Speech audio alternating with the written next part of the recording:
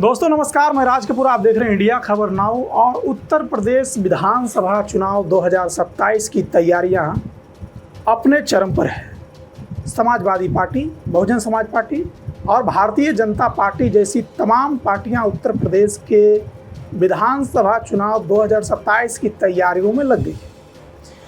यूँ तो आपको एसी कमरे में बैठे एंकर्स और रिपोर्टर्स बता रहे होंगे कि इस बार जो है 2027 के चुनाव में भारतीय जनता पार्टी फिर से सरकार बना सकती है। ठीक है, जो जैसा ग्राउंड में जाएगा वैसा बताएगा, लेकिन जो हकीकत गांव में जाकर, कस्बे में जाकर, खेत में जाकर, खलिहान में जाकर, पगडंडी पर जाकर और कह सकते हैं कि उत्तर प्रदेश के ग्रामीण इलाकों में जाकर वहाँ के स्थानीय रिपोर्टर, जो छोटे छोटे यूट्यूबर हैं, वो जो तैयार करते हैं, अगर उसकी बात करें तो इस बार उत्तर प्रदेश के चुनाव में भारतीय जनता पार्टी की सांसें अटकी पड़ी हैं।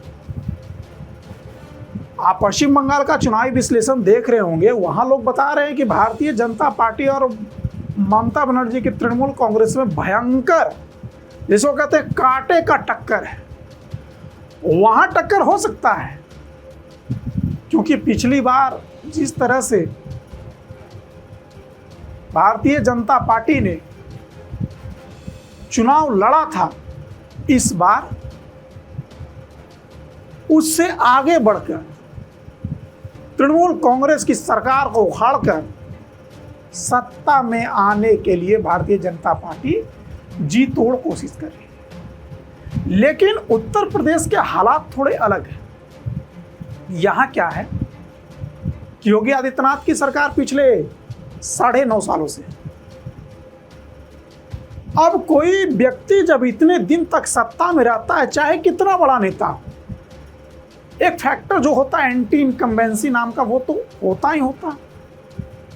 और समाजवादी पार्टी जिस तरीके से चुनाव लड़ रही है, विधानसभा चुनाव 2027 की बात कर रहा हूं मैं, जो मोमेंटम उसने 2024 के चुनाव में पकड़ा, लोकसभा के चुनाव में,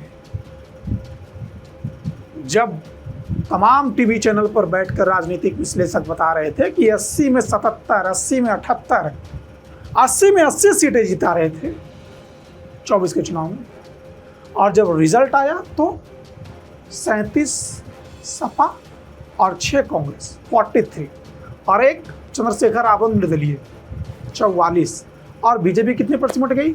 36 सीटों पर। तो क्या हुआ कि अखिलेश यादव ने जो पीडीए का फॉर्मूला बनाया, और उस पीडीए में जो पिछड़ा दलित, आदिवासी, एक तो उन्होंने ये फॉर्मूला दिया, एक जो दिया वो था पीड़ित, दुखी और अपमानित। भाई साहब, उत्तर प्रदेश की जनता पीडीए फॉर्मूले के पीछे पागल हो गई, और उत्तर प्रदेश से भारतीय जनता पार्टी का बोरिया बिस्तर बांध दिया। अब 27 के चुनाव से पहले तमाम लोग जो भारतीय जनता पार्टी के करीब बताए जाते हैं, उनकी जुबान भी थोड़ी थोड़ी खुलने लगी है। एक हमारे कवि साहब हैं, आप समझ ही गए होंगे, बड़ा सुरीला गाते हैं, सुनता हूं कि विदेश में जाते हैं तो बड़ी मोटी फीस लेते हैं। उनके भी आजकल स्वर बदले बदले से नजर आ रहे हैं। कह रहे हैं कि उत्तर प्रदेश में इस बार हालात एक तरफा नहीं है। ये वो कवि महोदय हैं जो सत्ता के करीब होने का दावा करते हैं, दिखाते हैं, लेकिन समय आने पर नेहरू की भी तारीफ करते हैं। वही कवि महोदय आज समाजवादी पार्टी की मुखिया अखिलेश यादव की तारीफ करते नहीं थकते सार्वजनिक मंच से। तो क्या उत्तर प्रदेश में अखिलेश यादव ने जो पीडीए का कॉन्सेप्ट 2024 में खड़ा कर दिया, वो कॉन्सेप्ट अब 2027 में उससे भी ज्यादा घातक असर करेगा भारतीय जनता पार्टी को? क्यों करेगा? क्योंकि 2024 में बात थी कि केंद्र सरकार में सरकार किसकी बनेगी।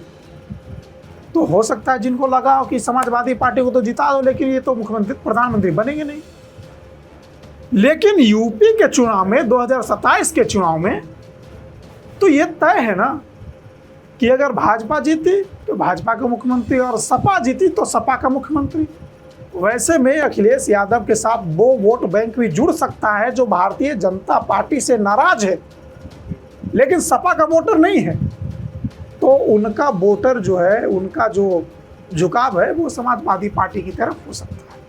और यही कारण है कि 2027 का चुनाव अब दिलचस्प हो गया है और अखिलेश यादव जिस तरीके से इस चुनाव में लग गए हैं तो कहना एकदम जायज होगा कि अब भारतीय जनता पार्टी 2027 में उत्तर प्रदेश के चुनाव को किसी भी तरीके से हल्के में नहीं लेना चाहती। और जिस तरह से अखिलेश यादव की कैंपेनिंग चल रही है, चुनाव में 8 से 9 महीने का वक्त बचा है। पश्चिम बंगाल के नतीजे आते ही पूरा फोकस उत्तर प्रदेश के चुनाव पर हो जाएगा और अखिलेश यादव पहले से ही फोकस कर चुके हैं, भारतीय जनता पार्टी भी लग चुकी है, लेकिन देश की निगाहें का पावर सेंटर भी अब लखनऊ 4 मई के बाद बन जाएगा। देखना होगा कि उस 4 मई के नतीजे जो आएंगे उससे यूपी के आने वाले चुनाव की तैयारियों पर किस पार्टी को कितना फर्क पड़ेगा। बाकी इस तरह की खबरें लेकर हम आपके लिए हाजिर होते रहेंगे। खबरों का सिलसिला इंडिया खबर नाउ पर लगातार जारी रहेगा। हमें दीजिए इजाज़त।